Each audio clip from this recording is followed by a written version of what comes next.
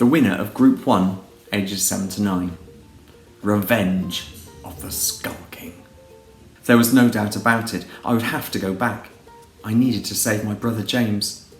The last time I'd seen him was as we escaped the hidden desert temple. We had located the black sapphire of the Skull King after many days of digging and had worked our way through the maze of tunnels to find the tomb. We thought the difficult part was over until I'd removed the sapphire from around the Skull King's neck. At that point I had triggered an ancient alarm system. Before we knew it, the ground had begun to tremor, and out of the sandy floor appeared the Skull King's skeleton warriors, blazing towards us with their stone swords raised. We had no time to think, and in our panic we ran as fast as our tired legs could go towards the nearest tunnel. We could hear the horde on our tail, and we needed to think quick to stop them in their tracks, or at least hold them off for a while. James pulled a grenade out of his backpack and lobbed it over his shoulder. "Run!" he cried out. I focused on the glimmer of light ahead and ran like a lightning bolt.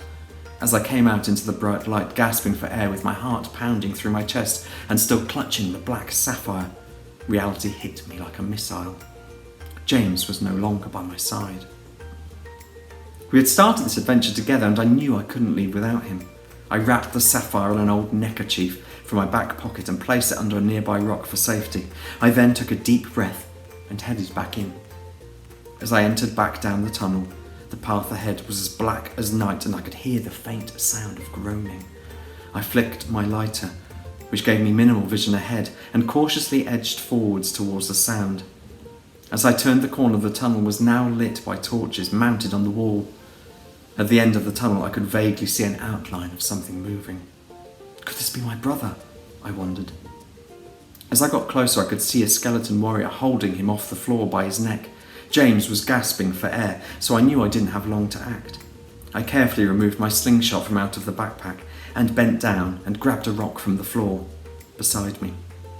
Placing the rock into the sling, I raised it up level with my shoulder and pulled it back as far as it could possibly go, and fired it towards the warrior's bony skull. As the rock made hard impact, the skull span off his shoulders and hit the tunnel wall, smashing it into pieces. Pulling James up off the floor, we stumbled down the passageway out into the open. We knew this was only the start of our adventure.